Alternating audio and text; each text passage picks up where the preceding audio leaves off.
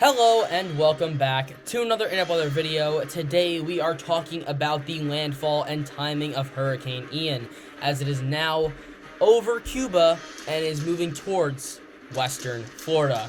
This is the 2 p.m. Tuesday, September 27th update. And right now, Hurricane Ian has maximum sustained winds of 120 miles per hour, making it a strong Category 3 hurricane, a minimum central pressure of 955 millibars, and is moving north at 10 miles per hour.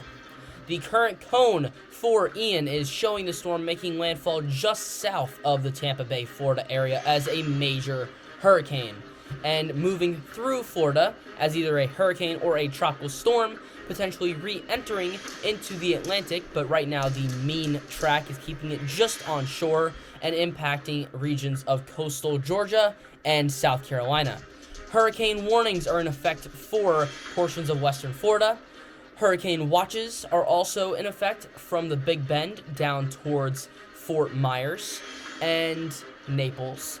And tropical storm warnings are in effect for almost all of the Floridian coastline, portions of the southern Georgian coastline, as well as around Lake Okeechobee. We also have tropical storm watches for the Panhandle of Florida, the Miami area of Florida, as well as the northern coastline of Georgia and the majority of the South Carolinian coastline. So here is our information for this storm. Rainfall potential. Tampa Bay, you could see the worst of this with up to 15 to 20 inches of rainfall possible.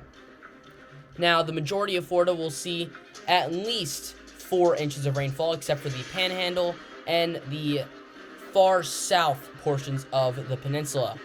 Now, there's also a stretch here just north of Orlando, just south of Jacksonville, that will see 10 to 15 inches of rainfall, but Orlando and Jacksonville will see 6 to 10 inches of rainfall. This rain threat continues up into the Carolinas, where Charleston and Wilmington could see 6 to 10 inches of rainfall as well, which leads to flash flooding. The potential across almost all of the peninsula of Florida is at least 40% chance of exceeding flash flood guidance, and that includes portions of Georgia as well. That yellow area is 15% chance of flash flooding, and that marginal risk, that green, is 5% chance. You can see that by timing here. This is through Wednesday morning up here. This is through Thursday morning in the center, and on the bottom is through Friday morning. So this is just all combined together.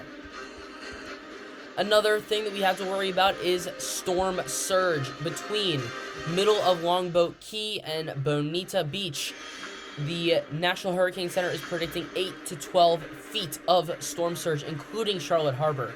The Tampa Bay is expected 4 to 7 feet of storm surge. The Big Bend is expected to receive 3 to 6 feet of storm surge, as well as areas of the Keys.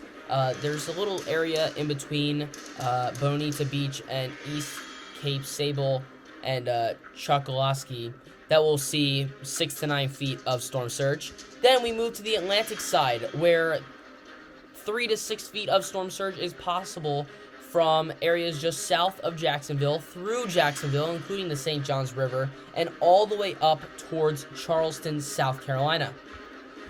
We are expected to see all of this start to move into the area sometime tomorrow, and there's a tornado watch in southern Florida for those outer bands of the storm. So here's our arrival time of winds with wind speed probabilities turned on, and you can see the entirety of western Florida has a 100% chance of receiving tropical storm force winds. But we're going to go over timing here. So Tuesday at 8 p.m., we should see areas of the Keys and southern Florida start seeing tropical storm force winds. By Wednesday at 2 a.m., Miami, as well as areas such as Fort Myers and Naples, should start seeing tropical storm force winds. By Wednesday at 8 a.m., Tampa Bay, you should be on the clock there and seeing tropical storm force winds. By 8 p.m., that moves all the way up to Jacksonville. By Thursday at 8 p.m., you're up towards Savannah, and by Thursday at 8 p.m., you should see us up in Charleston. So let's move on here to our current storm information. but our tracks here are much different than the video I just made a couple days ago. Again, the uncertainty of this system really played out very well, and the uncertainty is now a little bit less, and we're starting to see a potential for a storm moving straight north, is going to cut northeast across the peninsula and move back out into the Atlantic, where it could possibly make a second landfall either in Georgia or South Carolina before continuing its way north over the mainland of the United States. And our intensity guidance is showing this peaking out at about a Category 3 or Category 4 storm within the next 12 to 24 hours before steadily declining as it moves over land. Here is the NAM 12-kilometer model, and we're going to go through this hour by hour. 3 p.m., let's actually start off here tomorrow morning. So this is 12 a.m. You can see the low pressure is just off the coast of western Florida. You can see the inner bands here starting to impact areas such as Fort Myers and Naples, Florida. And eventually, by 1 a.m., those continue to move closer to the mainland here, 969 millibars here, according to our NAM 12-kilometer model. As the storm continues to move inland, you can see that Tampa Bay really starts to see the worst of the storm starting out at 8 a.m. on Wednesday and moving to the east, the storm, Ian. And Tampa Bay should be done by 8 p.m. on Thursday. So 36 hours of rainfall, strong winds, and storm surge in the Tampa Bay region, as well as in Fort Myers and in Naples, where that landfall should occur sometime on Wednesday. This is forecasting 7 p.m., but let's take a look here at that. 8 p.m. on Wednesday, according to the National Hurricane Center. 7 p.m. Wednesday, according to the NAM 12-kilometer model, as a major hurricane. At the moment, the maximum sustained winds at this point will be over that 115 miles per hour, so definitely a Category 3. The other thing that we can look at here is rainfall. The Tampa Bay area and just south of the Tampa Bay area is expected to get at least 6 inches of rainfall, if not closer to a foot to 2 feet of rainfall. So we have all the ingredients here for Ian at the moment. It is definitely going to be a major hurricane. At the moment, we are looking at a major hurricane at landfall. It will have very high storm surge, even up to 12 feet of storm surge. It will be dumping rain, maybe even above a foot of rain is expected, as well as flash flooding.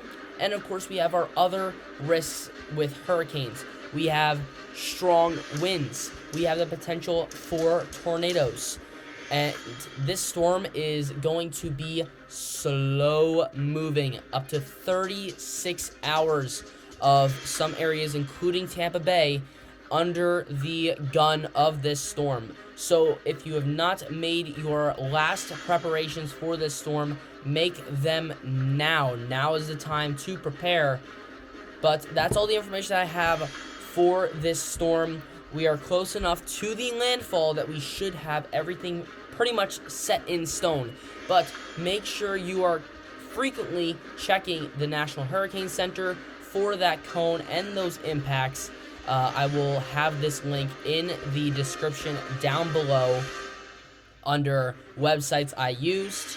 So make sure to be checking this regularly, as the National Hurricane Center is making updates every 3 hours.